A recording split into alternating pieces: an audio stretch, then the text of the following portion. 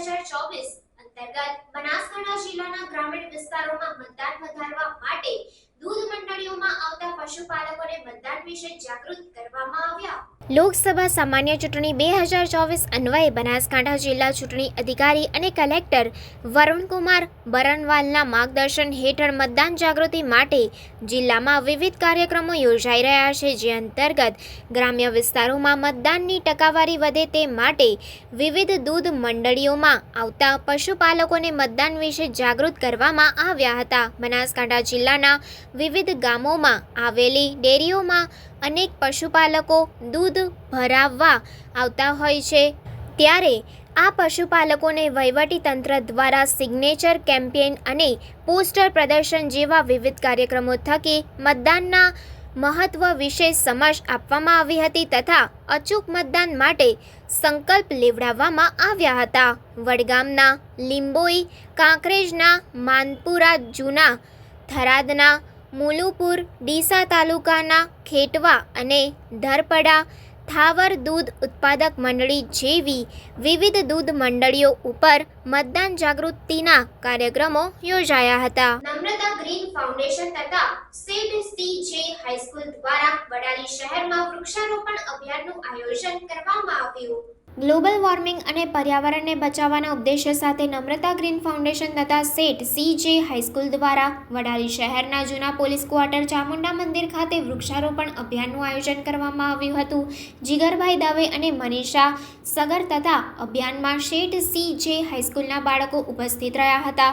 આ અભિયાનમાં શહેરના વિવિધ વિસ્તારોમાં 70થી વધુ છોડનું રોપણ કરવામાં આવ્યું હતું। ટ્રસ્ટી કમલેશભાઈ પાટડિયાના માર્ગદર્શન હેઠળ સાબરકાંઠા શહેર પ્રમુખ જીગરભાઈ દવે તથા સાબરકાંઠા મહિલા મોરચા પ્રમુખ મનીષાબેન સગર તથા સેટ સીજે હાઈસ્કૂલના બાળકો આ અભિયાનમાં સહભાગી થયા હતા। આ પ્રસંગે પ્રમુખ જીગરભાઈ દવે દ્વારા જાણવા મળ્યું હતું કે વૃક્ષો આપણા પર્યાવરણ માટે ખૂબ જ મહત્વપૂર્ણ છે। તેઓ ગ્લોબલ વોર્મિંગને ઘટાડવામાં મદદ કરે છે, હવાને શુદ્ધ કરે છે અને ધરતીનું તાપમાન ઓછું કરે છે। આપણે સૌએ વધુને વધુ વૃક્ષોનું રોપણ કરીને પર્યાવરણને બચાવવામાં મદદ કરવી જોઈએ। સંસ્થાના મહિલા મોરચાના પ્રમુખ મનીષાબેન સગર પણ આ અભિયાનને ખૂબ જ પ્રશંસનીય ગણાવ્યું અને કહ્યું કે આ પ્રકારના અભિયાનો દ્વારા શહેરના લોકોમાં પર્યાવરણ પ્રત્યે જાગૃતિ ફેલાવવામાં મદદ મળશે। નમ્રતા ગ્રીન ફાઉન્ડેશન તથા સેટ સીજે હાઈસ્કૂલ દ્વારા આયોજિત આ વૃક્ષારોપણ અભિયાન ખૂબ જ સફળ રહ્યું હતું અને શહેરના લોકોમાં પર્યાવરણ પ્રત્યે જાગૃતિ ફેલાવવામાં મદદ કરશે તેવું જાણવા મળ્યું હતું। મુખ્યમંત્રી ભૂપેન્દ્રભાઈ પટેલની અધ્યક્ષતામાં આજે થરાદમાં ભાજપની ચૂંટણીલક્ષી સભા યોજાઈ હતી, જ્યાં કોંગ્રેસના પૂર્વ પ્રદેશ મહામંત્રી અને રાજપૂત સમાજના આગેવાન ડીડી રાજપૂત સહિત કોંગ્રેસના અનેક હોદ્દેદારો અને કાર્યકર્તાઓએ મુખ્યમંત્રીના હસ્તે કેસરીયો ખેસ પહેરી ભાજપમાં જોડાયા હતા, જ્યાં મુખ્યમંત્રીએ મજબૂત મતદાન કરીને બનાસકાંઠાના ઉમેદવાર રેખાબેનને જીતાડવા માટે અપીલ કરી હતી। લોકસભાની ચૂંટણી આવતા જ કોંગ્રેસ અને ભાજપમાં જોડતોડની રાજનીતિ શરૂ થઈ છે, ત્યારે બનાસકાંઠાના થરાદમાં મુખ્યમંત્રી ભૂપેન્દ્રભાઈ પટેલની અધ્યક્ષતામાં જાહેર સભા યોજાઈ હતી, જ્યાં ગુજરાત સરકારના મંત્રી બળવંતસિંહ રાજપૂત, સંસદ પરબતભાઈ પટેલ સહિત ભાજપના ધારાસભ્યો, નેતાઓ અને કાર્યકર્તા ઉપસ્થિત રહ્યા હતા, જ્યાં કોંગ્રેસના પૂર્વ પ્રદેશ મહામંત્રી અને રાજપૂત સમાજના આગેવાન ડીડી રાજપૂત, કોંગ્રેસના જિલ્લાના પૂર્વ યુથ પ્રમુખ ભગવાનભાઈ જોશી, પૂર્વ મહામંત્રી યુથ કોંગ્રેસ બનાસકાંઠાના મહામંત્રી ધીરજસિંહ ચૌહાણ સહિત અનેક કોંગ્રેસના હોદ્દેદારો અને કાર્યકર્તાઓ સહિત ક્ષત્રિય સમાજના લોકો મોટી સંખ્યામાં મુખ્યમંત્રી ભૂપેન્દ્રભાઈ પટેલના હસ્તે કેસરીયો ખેસ ધારણ કરીને ભાજપમાં જોડાયા હતા, જ્યાં મુખ્યમંત્રીએ મોદી સરકારના વિકાસના કાર્યોની વાત કરતા કહ્યું હતું કે આજે આપણા સૌની સાથે ખૂબ મોટી સંખ્યામાં ડીડી રાજપૂત સાથે અનેક કોંગ્રેસ કાર્યકર્તાઓ અને અનેક લોકો ભાજપમાં જોડાયા, તેમનું હું સ્વાગત કરું છું અને ભાજપમાં આવકારું છું। મોદી સાહેબ, દેશ અને દેશમાં આવતા ઇલેક્શનો હવે જાતિ અને ધર્મ ઉપર નહીં પણ વિકાસની રાજનીતિના મુદ્દાના આધારે લડાય છે। પહેલાં આપણે અર્થતંત્ર માટે ચિંતિત હતા, હવે મોદી સાહેબના આવ્યા પછી અર્થતંત્ર 11મા સ્થાનેથી 5મા સ્થાને આવ્યું. હવે આ અર્થતંત્ર 3જા સ્થાને આવે તેવી ચર્ચા થાય છે. મોદી સાહેબને 3જી વખત પ્રધાનમંત્રી બનાવીને અર્થતંત્ર 3જા સ્થાને આવે. આજે વિકાસની વાતો આપણે કરીએ તો આજે જે આપણી રેલવે છે એનું ઇલેક્ટ્રિફિકેશન 1947થી 2014 સુધી જે વીજળીકરણ થયું તે 21,801 કિલોમીટર થયું અને 2014થી 2023 સુધી 38,650 કિલોમીટર થયું છે. સેવા કરવી છે તો સુશાસન આપવું જ પડે. ગામે ગામ હેલ્થ સેન્ટરો બન્યા છે પણ ક્યાંક હજુ પણ બૂમ આવે છે કે ડૉક્ટરોની સંખ્યા ઓછી છે. મોદી સાહેબ ગુજરાતના CM બન્યા એ પહેલાં 1,375 મેડિકલ સીટો હતી. આજે 7,000 મેડિકલ સીટો છે. દેશમાં 51,351 બેઠકો હતી જે 1,43,401 બેઠક દેશમાં મેડિકલની કરાઈ છે. વિકાસ કરવા માટે પૈસાનું આયોજન કરવું પડે તો આજે એક જ GST ટેક્સ કર્યો તો એની આવક 1.78 લાખ કરોડની આવક ફક્ત આ માર્ચ મહિનાની આવક છે. એક ટેક્સ વન નેશનનો મોટો ફાયદો છે. 2000ની સાલમાં ગુજરાતનું બજેટ 16,000 કરોડ હતું. આજે 2024માં 3,32,000 કરોડનું બજેટ આપ્યું છે. આજે તમે જે કામ કહો તે કામ કરવાની તૈયારી છે. આજે બધા માટે એક જ ગેરંટી છે, પ્રધાનમંત્રી નરેન્દ્રભાઈ મોદી. આજે લોકોએ ગેરંટી વગર 10,000માંથી 20,000ની લોન અને 25,000ની લોન મળે છે. ટેક્સની આવક વધવાનું કારણ ગોટાળા બંધ કરાયા છે. આજે વેપારીઓ અને ધંધાવાળાઓને કોઈ જાતની કનડગત નથી એટલે આવક વધી છે. ઇલેક્શન આવે તો બેરોજગારીની વાત હોય છે. મોદી સાહેબે 2003માં વાઇબ્રન્ટ શરૂ કર્યું ત્યારે દેશ અને દુનિયાના વેપારીઓ ગુજરાતમાં આવ્યા અને આજે દુનિયાની 500 મોટી કંપનીઓમાંથી 100થી વધારે ગુજરાતમાં કામ કરે છે. દેશમાં સૌથી વધુ રોજગારી ગુજરાત આપી રહ્યું છે.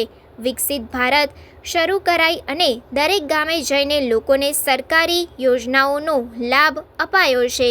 મોદી સાહેબનો ગેરંટી રથ ગામે ગામ ગયો છે. આપણા ઉમેદવાર રેખાબેનને આપણે એક પણ વોટ બગાડ્યા વગર આપવાનો છે. ડિજિટલ એટલે સેમી કન્ડક્ટ બિઝનેસ લાવવા કોઈ સફળ ન થયું અને આજે મોદી સાહેબ ગુજરાતમાં 3 ઉદ્યોગ એકમો લાવ્યા.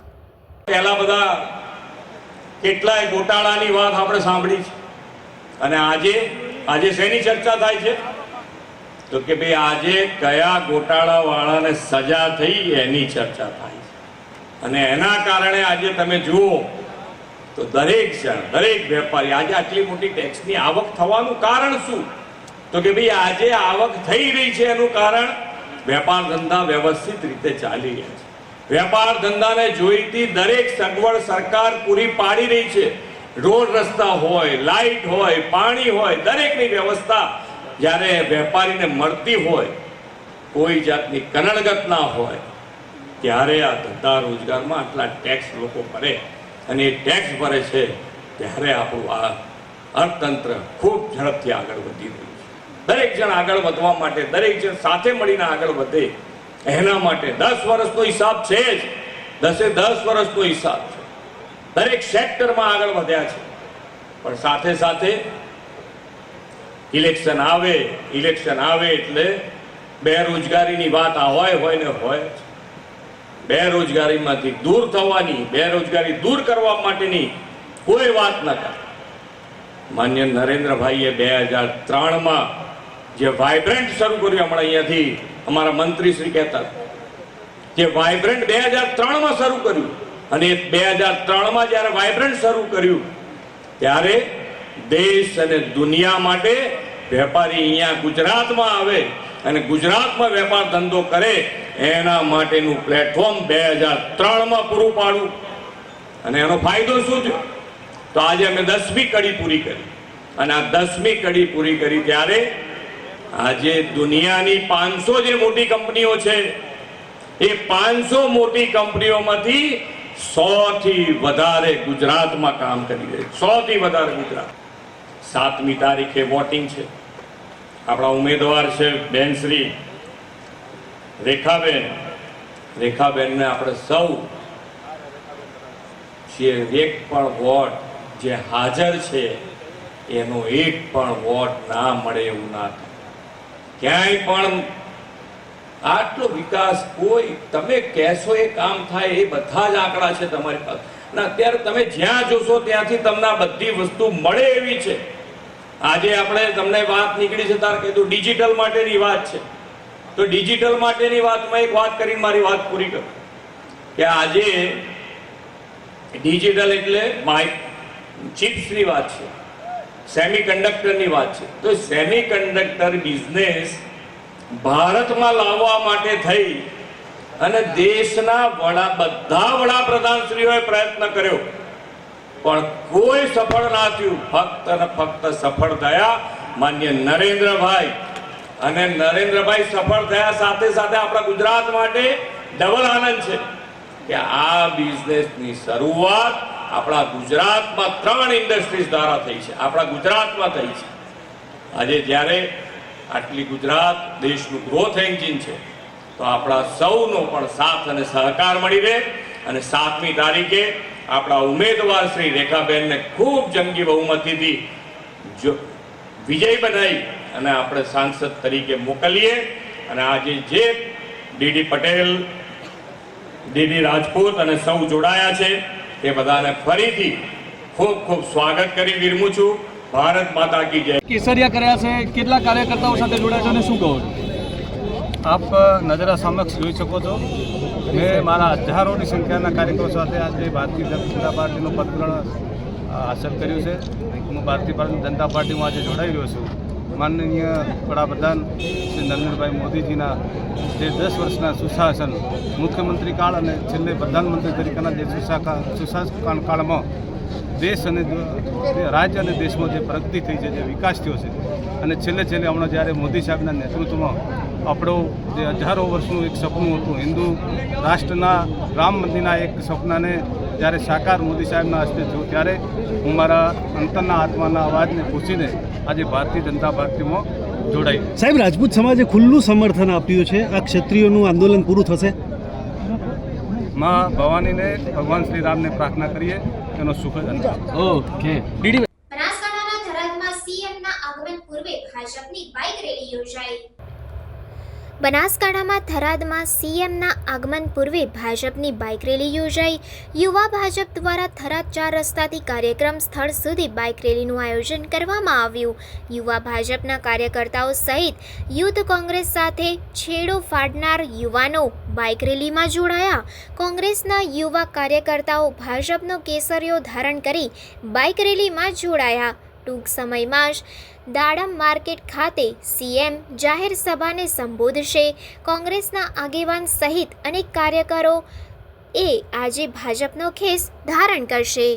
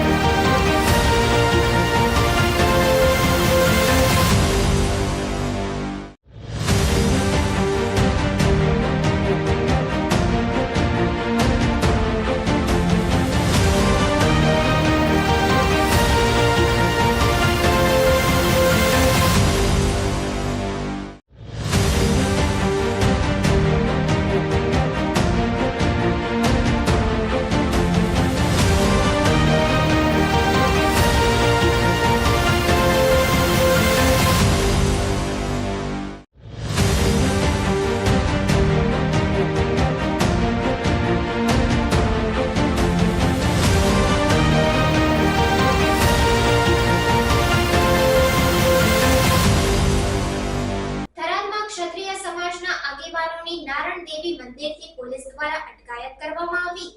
પરસોત્તમભાઈ રૂપાલાનો વિરોધનો રેલો બનાસકાંઠા સુધી પહોંચ્યો. થરાદ ખાતે મુખ્યમંત્રી ભૂપેન્દ્રભાઈ પટેલ આજે પહોંચ્યા હતા.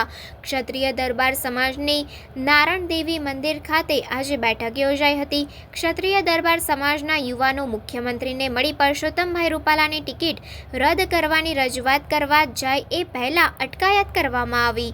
પોલીસ દ્વારા નારણ દેવી મંદિરથી ક્ષત્રિય સમાજ સમાજના યુવાનોની અટકાયત કરવામાં આવી. રૂપાલા તેરી ખેર નહીં, ભાજપ તુજસે વેર નહીંના નારા લગાવવામાં આવ્યા. હાય રે રૂપાલા, હાય હાયના નારા લગાવવામાં આવ્યા. પોલીસે યુવાનોની અટકાયત કરી. ધાનેરામાં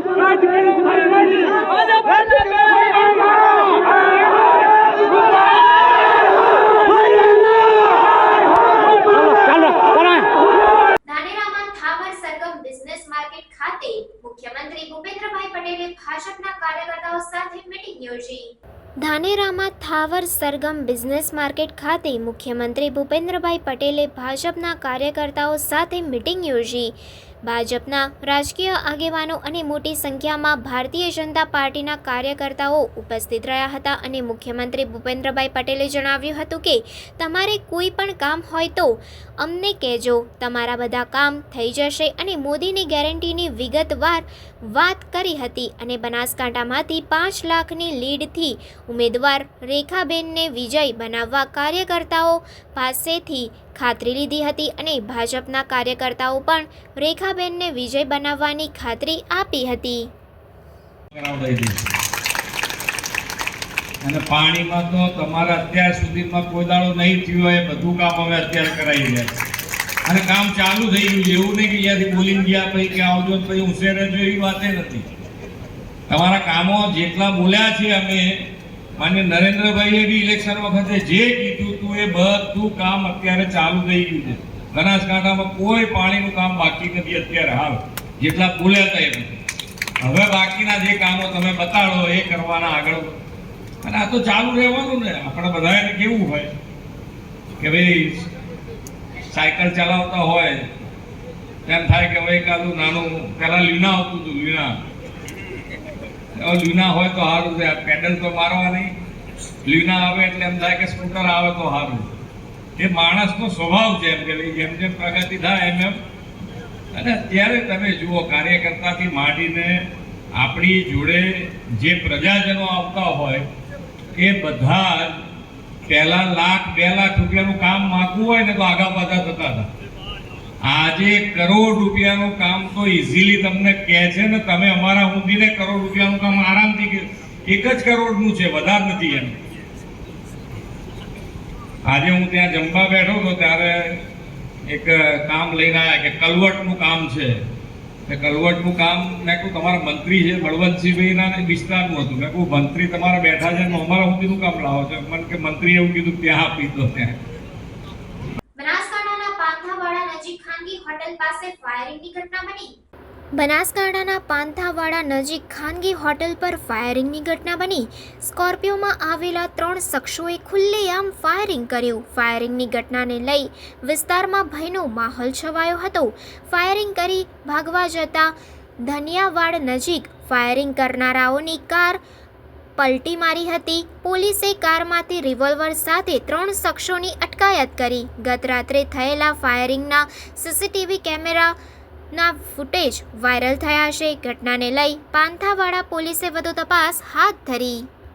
બનાસકાંઠા જિલ્લાના ડીસા તાલુકાના કુપટ ગામ ખાતે લોકસભા કોંગ્રેસના ઉમેદવાર તથા સાંચોરના ઉમેદવારના પ્રચાર માટે ડીસાના કુપટ ગામે ખાનગી સ્ટોરેજમાં બેઠક યોજાઈ. બનાસકાંઠા જિલ્લાના ડીસા તાલુકાના કુપટ ગામ ખાતે લોકસભા કોંગ્રેસના ઉમેદવાર ગેનીબેન ઠાકોર અને સાંચોરના ઉમેદવાર વૈભવ ગેહલોતના પ્રચાર માટે ડીસાના કુપટ ગામે ખાનગી સ્ટોરેજમાં બેઠક મળી હતી, જેમાં રાજસ્થાનના પૂર્વ મુખ્યમંત્રી અશોકભાઈ ગેહલોત દ્વારા પણ રાજસ્થાનના સાંચોર અને બનાસકાંઠા જિલ્લાના લોકસભાના ઉમેદવારોને વિજેતા બનાવવા માટે અપીલ કરી હતી. લોકસભાની ચૂંટણી એટલે કે મતદાન જેમ જેમ નજીક આવી રહ્યું છે તેમ તેમ દરેક પક્ષ પોતાની જીત માટે એડી ચોટીનું જોર લગાવી રહ્યું છે. બનાસકાંઠા જિલ્લામાં પણ આ વખતે ભાજપ અને કોંગ્રેસ બંને મહિલા ઉમેદવારો મેદાનમાં ઉતર્યા છે, જેને લઈ બંને મહિલા ઉમેદવારો પોતાની જીત માટે દરેક ગામ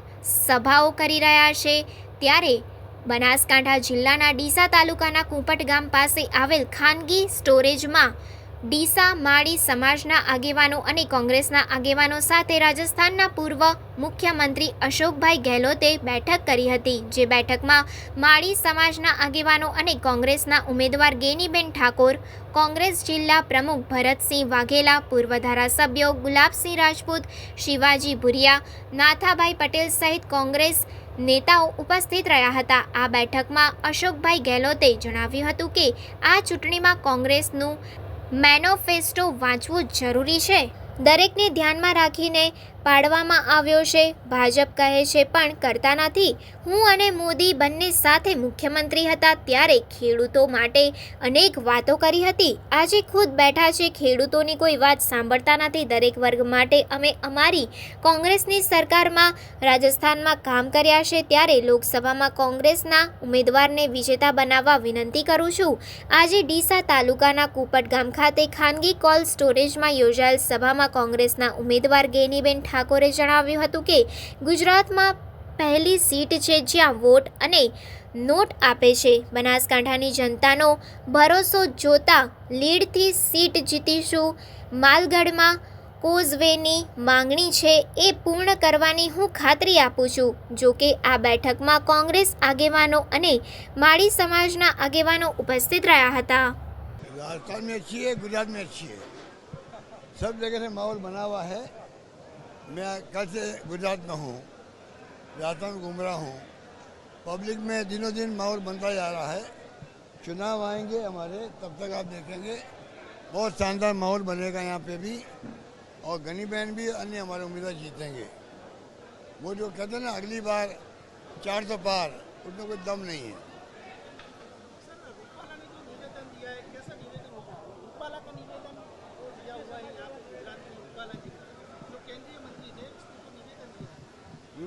रूपाला जी की सब जगह आलोचना हो रही है. जिस प्रकार वो बोले हैं उनकी आलोचना सब जगह हो रही है. ऐसी कोई बात बोलनी नहीं चाहिए जिससे कोई समाज को, किसी धर्म के लोगों को, किसी जाति को ठेस पहुँचे. बोलना नहीं चाहिए. पर मैंने सुना है वो हैबिचुअल है, पढ़े लिखे हैं, शिक्षित हैं, पर वो हैबिचुअल है बोलने के लिए. कोई इनको जाति को नाराज करते रहते हैं वो लोग. સમગ્ર બનાસકાંઠા જિલ્લાની તાલુકા પંચાયતની સીટ વાઇઝ અમે કાર્યક્રમ કર્યો. આ ચૂંટણીની અંદર આખું અનોખું જોવા મળે છે. અનોખું એ જોવા મળે છે કે ચૂંટણી આવે એટલે દરેકને એમ હોય કે અમે ગાડી લઈને ફરશું, ખર્ચો કરશે. ઉમેદવારો આર્થિક રીતે જે નાના મોટી માગણીઓ હોય એ ચૂંટણીની અંદર નીચેના કાર્યકરો કે બધા ઉઘરાણી કરતા હોય છે. પણ આ ચૂંટણીમાં એવું છે કે મંડપ જાતે બાંધે, વ્યવસ્થાઓ જાતે કરે, ઇવન એ ટુ ઝેડ વ્યવસ્થા કરવાની હોય એ સ્વ લોકો કરે છે. અને બીજું ઇમ્પોર્ટન્ટ વાત એ છે કે એક બાજુ આટલા સામે સંસાધનો હોવા છતાં એમને પબ્લિક ભેગી કરવા માટે કે મિટિંગ કરવા માટે બહુ મહેનત કરવી પડે છે. વધુ સહકારી ક્ષેત્ર વળગાડવું પડે, કાર્યકરો વળગાડવા પડે, બધાને ભાડા આપવા પડે, બધું જ. એની સામે 2-3 કલાક તાલુકા પંચાયતની સીટ વાઇઝ જે મોટી સંખ્યામાં લોકો હાજર રહી અને અમને ઉપરથી સમર્થન આપીને નાના મોટી આર્થિક રીતે મદદ કરે છે. એટલે એક બાજુ જનશક્તિ, એક બાજુ ધનશક્તિ. પણ જ્યાં જનશક્તિ હોય ત્યાં ધનશક્તિની જરૂર પડે નહીં. અને ઇતિહાસ એનો ગવાહ છે કે 1948માં ગાંધીજીને દેશની આઝાદી માટે જે સુખી સંપન્ન લોકોએ પોતાની સંપત્તિ દેશને અર્પણ કરી હતી. સુખી સંપન્ન લોકોએ. વર્તમાન સમયમાં સુખી સંપન્ન લોકો એ દેશના ગરીબોને ચૂસેલા પૈસા ભેગા કરીને ભારતીય જનતા પાર્ટીને ચૂંટણી લડવા માટે ભંડોળ આપે છે. આ બાજુ લોકશાહી ટકાવી રાખવા માટે ગરીબ લોકો કે જેને આજનું રોકડ રકમ જે મળી હોય મજૂરીના અર્થે એ ગુજરાન ચલાવે છે, આવતીકાલે મજૂરી જવાનું છે, એવા લોકો જે લેબર વર્ગ છે, મધ્યમ વર્ગ છે, એ 500-1000 રૂપિયા આપી અને લોકશાહી બચાવવાનું કામ કરી રહ્યું છે. એટલે આ બે વચ્ચે એક મોટો તફાવત છે. અને તફાવત છે ત્યારે જેટલો આ જનતાનો આભાર માનીએ એટલો ઓછો. એક બાજુ સામ દામ દંડની ભેદની રાજનીતિ અને સામેના ઉમેદવારો એમના સગાવાલા અને એમની ચૂંટણીનું કેમ્પેન કરવાવાળા વિવિધ ડિપાર્ટમેન્ટના અધિકારીઓને બોલાવીને ફરજિયાતપણે ફાળાની ઉઘરાણી કરી રહ્યા છે. અને એક બાજુ અમને સામેથી 500, 1000 હો 50 રૂપિયા આપી રહ્યા છે. એટલે એક બાજુ દબાવની રાજનીતિ છે અને એક બાજુ ડેમોક્રેસી લોકશાહીના ભાગરૂપીની રાજનીતિ છે. એટલે હર હંમેશા જ્યારે પણ બનાસકાંઠા જિલ્લાએ નક્કી કર્યું ત્યારે કોંગ્રેસ પાર્ટીને આશીર્વાદ આપ્યા છે. આ ચૂંટણી ભાજપ કોંગ્રેસ વચ્ચે કરતાં એક વિચારધારા અને એક વ્યક્તિના લીધે આખા જિલ્લાનું જે વાતાવરણ એક સરમુક્તશાહી તરફ જે ધકેલાઈ રહ્યું છે એમાંથી આઝાદી મેળવવા માટેની આ ચૂંટણી.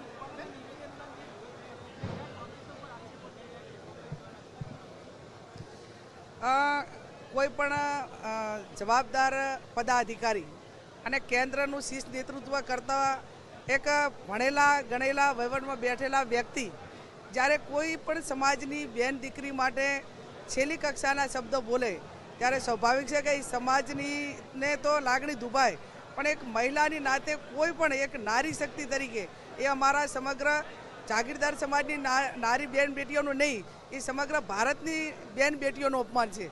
અને સમગ્ર ભારતની બેન બેટીઓને એક અસ્મિતા ઉપર જ્યારે એના સામે સવાલ ખડો થાય ત્યારે સ્વાભાવિક છે કે જાગીરદાર સમાજે જેનો આક્રોશ છે એની રૂપાલા ઉપર એની જે એક ગુસ્સો છે એ વ્યાજબી છે.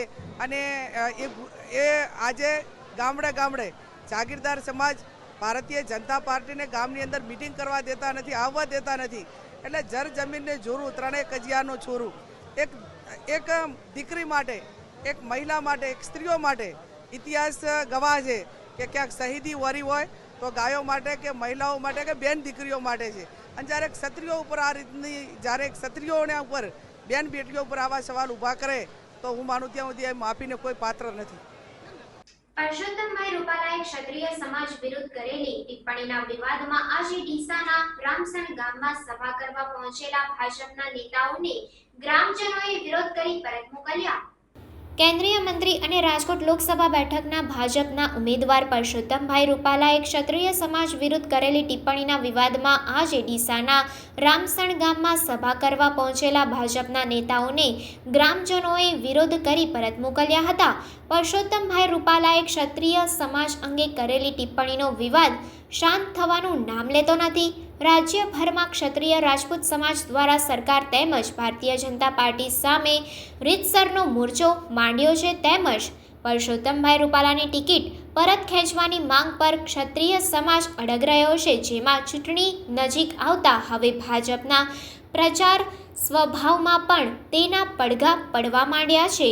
જેમાં ડીસા તાલુકાના રામસણ ગામે ભાજપની સભામાં જઈ રહેલા પ્રચારમાં જઈ રહેલા ડીસા વિધાનસભાના પ્રભારી રાજાભાઈ ચૌધરી અને પૂર્વ જિલ્લા પંચાયત સદસ્ય સહિતના આગેવાનો ગાડી લઈને ગામમાં પહોંચતા જ ક્ષત્રિય સમાજના લોકોએ વિરોધ દર્શાવ્યો હતો. જ્યારે ભાજપના આગેવાનો ગાડી લઈને ગામમાં પહોંચ્યા ત્યારે ટોળું એકત્રિત થઈ ગાડી પાછી વાળો, રૂપાલાના ઘરે જઈને કરજો મીટિંગ તેમ કહી પરત મોકલી દીધા હતા. ક્ષત્રિય સમાજનો રોષ જોઈ આગેવાનોને પણ પરત ફરવું પડ્યું હતું. ડીસાના જૂના ડીસા ગામ પાસે વીજ કરંટ લાગતા વધુ એક વ્યક્તિનું મોત નીપજ્યું હોવાની ઘટના સામે આવી.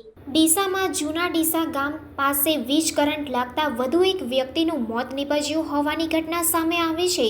હંગામી વીજ કર્મી તરીકે કામ કરતા આધેડ વીજ થાંભલા પર વીજ લાઇનનું કામ કરી રહ્યો હતો. તે દરમિયાન કરંટ લાગતા દુર્ઘટના બની હતી. ડીસા તાલુકાના વાસના નવા ગોળિયા ગામે રહેતા 50 વર્ષીય જશવંતસિંહ ખેતાજી ઠાકોર તરીકે છેલ્લા 10 વર્ષથી યુજીવીસીએલમાં હંગામી કર્મચારી તરીકે કામ કરતા હતા. ગત રાત્રે વીજ ફોલ્ટ થતાં તેઓ જૂના ડીસા પાસે આવેલ વીજ પોલ પર સમારકામ કરી રહ્યા હતા. તે દરમિયાન અચાનક જ વીજ કરંટ લાગતા તેઓ નીચે પટકાયા હતા. નીચે પડતા જ તેમને માથાના ભાગે ગંભીર ઈજા પહોંચતા લોહીલુહાણ થઈ ગયા હતા.